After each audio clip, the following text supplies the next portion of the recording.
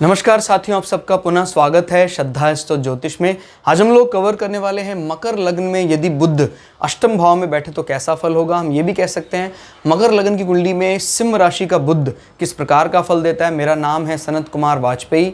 15 सालों का अनुभव मुझे साइंस एस्ट्रोलॉजी में। हमारे बारे में और अधिक जानकारी के लिए सिंपली गूगल करें, सनत वाजपेयी लिखें, आपको हमारे बारे में कंप्लीट इन्फॉर्मेशन, हमारा फेसबुक पेज, हमारा ईमेल एड्रेस, हमारा वेबसाइट पता लग जाएगा।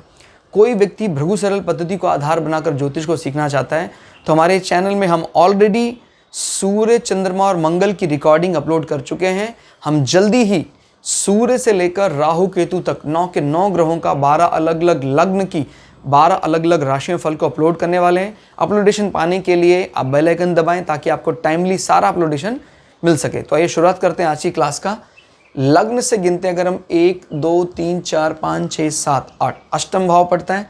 अष्टम भाव माना जाता है हमारे जीवन में आयु कैसी रहेगी, कितनी रहेगी। अष्टम भाव से हम ये भी देखते हैं हमारे जीवन में ओवरऑल किस प्रकार के कष्ट मिलेंगे कि नहीं मिलेंगे। ससुराल पक्ष को भी रिप्रेजेंट करता है अष्टम भाव।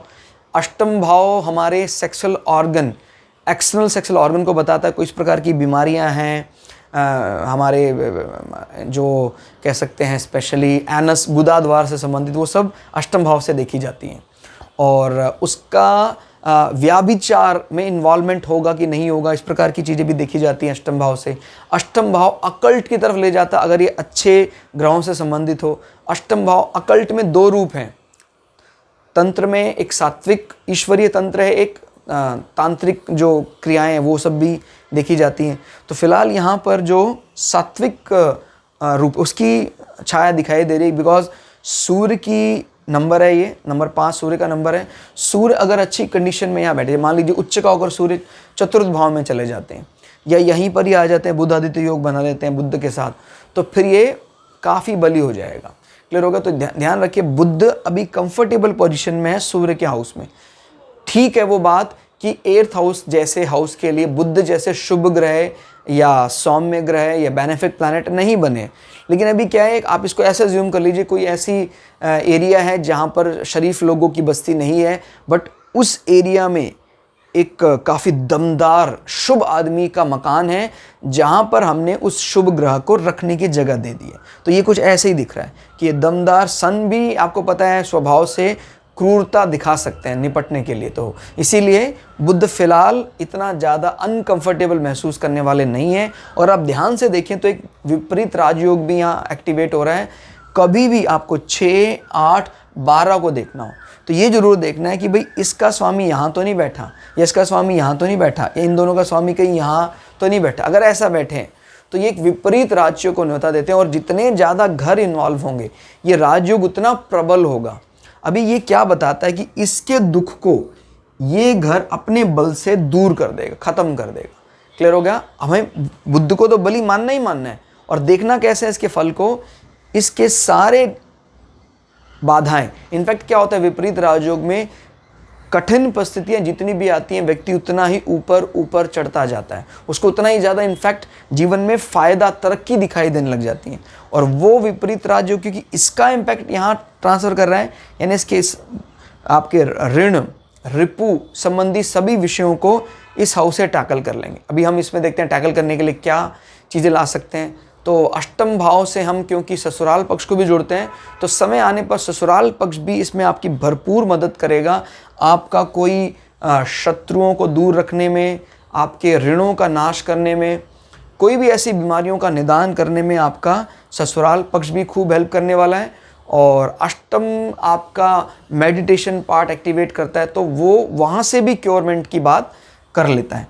फिलहाल ये जब कभी भी आपका धार्मिक भाव के साथ जुड़ता है तो जो अकल्ट का इंटरेस्ट है वो बनता है सात्विक। मैंने बोला ना ये नंबर भी एक तो सात्विक है और इसका स्वामी अपने से 12 होकर अष्टम भाव में बैठा है, तो ये गुरु को भी रिप्रेजेंट करता है। जब गुरु भाव का संबंध बन रहा है अष्टम के साथ पॉजिटिवली, तो गुरु आपको वो दीक्षा दे सकते हैं जिसके लिए लोग तरसते हैं।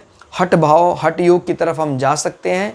गुरु की अगर दृष्टि हम पर मेहरबान हो जाती है, सूर्य की अच्छी स्थिति ये बात की पुष्टि कर देगी कि हाँ आपको एक अच्छे गुरु से ये सीखने का मौका मिलेगा और वो आपके धर्म को, आपके अष्टम से जोड़ रहा है। याद रखिएगा, ये एक प्रकार से पूरी तरह सात्विक धर्म की बात करता है। ये धर्म तो है, लेकिन उस धर्म में भय रहता है नेगेटिव की तरफ या तांत्रिक की तरफ या क्या बोलते हैं इसको, तमस की तरफ जाने का डर रहता है इसमें, कि कोई ऐसे तांत्रिक प्रयोग करने लग जाए तो अष्टम भाव से देखा जाता है।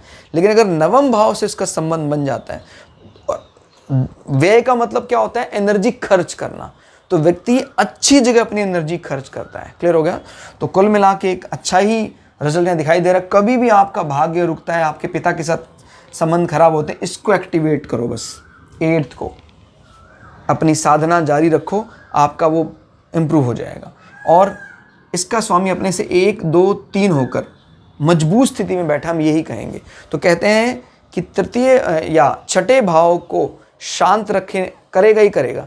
फिर भी वो बता रहा है छठे भाव को शांत रखने में तीसरा यानी आपकी कम्युनिकेशन और आपके छोटे भाई बहन आपकी बड़ी मदद करेंगे, और फाइनली उनकी मदद के बाद आपका 8th एक्टिवेट हो जाएगा और आपके छठे भाव से संबंधित सारी व्याधियां मिट जाएंगी। याद रखिएगा, विपरीत राजयोग वो कर सकता है जो साधारण राजयोग के बस का नहीं है।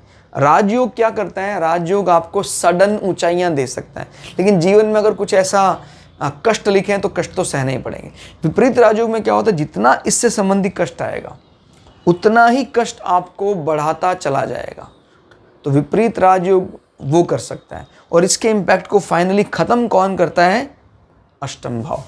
नज़र भी देख लेते हैं अब, बुध की जो 7वीं नज़र है वो आपके द्वितीय, तो ये बात भी यहाँ से पुष्टि हो रही है कि आपके एसेट्स, आपके धन भाव, आपके परिवार में सामंजस्यता को बनाए रखने के लिए, कुटुंब में प्रेम को बनाए रखने के लिए आपके ससुर या ससुराल पक्ष ने बहुत मेहनत की है।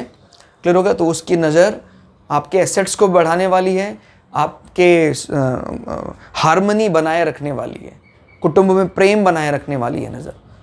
तो दोस्तों, यहाँ पर कुल मिला के रिजल्ट अच्छे हो गए। मुख्य कारण इसका विपरीत राजयोग रहा और सूर्य का घर रहा।